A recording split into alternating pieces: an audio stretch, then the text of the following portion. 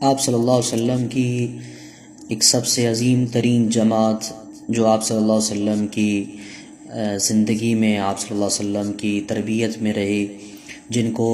ہم صحابہ کرام رضوان اللہ تعالی علیہم اجمعین کے نام سے جانتے ہیں۔ صحابہ کی شخصیات ایسی تھیں کہ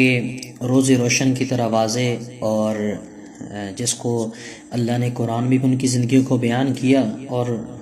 آپ صلی اللہ علیہ وسلم نے اپنے فرامین میں بھی صحابہ کرام کی زندگیوں کو بیان کیا۔ صحابہ کرام پر طعن و تشنیع کرنا، صحابہ کرام کو برا بھلا کہنا، اللہ تعالیٰ سب ایمان والوں کی حفاظت فرمائے۔ ایسا ہی ایک واقعہ حضرت سعد بن ابی وقاص رضی اللہ تعالیٰ عنہ کے ساتھ پیش آیا۔ عامر بن سعد کہتے ہیں کہ میرے والد حضرت سعد بن ابی وقاص ایک ایسی جماعت پر گزرے جو کسی شخص کی گفتگو غور سے سر جھکائے سننے میں مشغول تھے۔ کوئی محفل لگی ہوئی تھی تو آپ نے بھی تحقیق حال کے لیے سر اندر ڈال کر اس کی بات سنی، تو دیکھا کہ وہ لوگ حضرت سیدنا علی المرتضیٰ رضی اللہ تعالیٰ عنہ، حضرت طلحہ اور حضرت زبیر رضی اللہ تعالیٰ عنہما پر لام تان کر رہے تھے۔ حضرت سعد نے اسے اس حرکت سے منع کیا، مگر وہ باز نہیں آیا۔ تو آپ نے فرمایا کہ دیکھو میں تجھ پر بد دعا کروں گا۔ تو اس نے کہا آپ تو ایسے دھمکی دے رہے ہیں جیسے گویا کہ آپ نبی ہوں۔ اس کے بعد حضرت سعد گھر تشریف لے گئے، وضو فرمایا،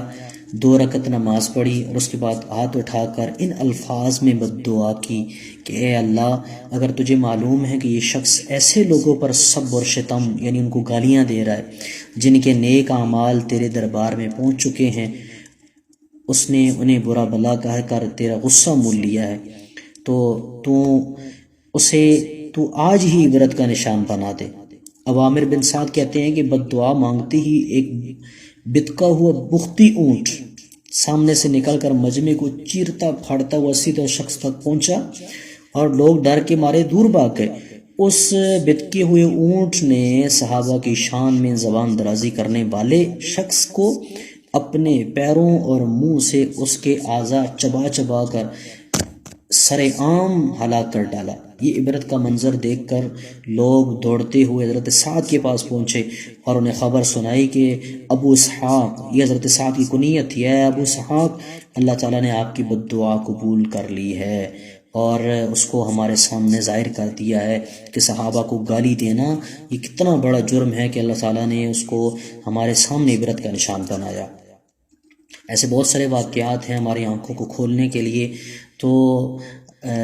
جن بد نصیبوں نے بھی اللہ کے نیک بندوں کو ستایا ہے، یہ تو صحابہ کا حال ہے۔ اگر اللہ کے نیک بندہ عالم ہے، مفتی ہے اور اللہ کا ولی ہے، اس کے بارے میں اگر کوئی بھی دل کے اندر کو بات ہو یا ان کو گالی دیتا ہو، تو ان کے لیے تو اللہ کے پیارے محبوب صلی اللہ علیہ وسلم نے حدیث قدسی میں فرمایا کہ اللہ تعالیٰ فرماتے کہ من عاد لی ولیا فقد آذنتہ بالحرب۔ بخاری شریف کی روایت ہے کہ جو شخص میرے کسی ولی سے دشمنی رکھے اس کے خلاف اعلان جنگ کرتا ہوں۔ تو اس لیے ہر مسلمان کو کسی بھی اللہ والے کی شان میں گستاخی اور زبان درازی سے پوری طرح اعتراض کرنا لازمی ہے۔ یہ تو اللہ والوں کے بارے میں اللہ نے فرمایا ہے، تو پھر اللہ کے محبوب کی جو محبوب لوگ ہیں صحابہ، ان کے بارے میں اگر زبان درازی کی جائے، یہ تو پھر تو ایمان سے بھی دور ہیں اور شریعت سے بھی دور ہیں۔ اور اگر اللہ والوں کے بارے میں اگر زبان درازی کرے گا، وہ تو حسن خاتمہ اور ایمان کے خاتمے سے بھی محروم ہو جائے گا۔ تو اللہ تعالیٰ ہم سب کو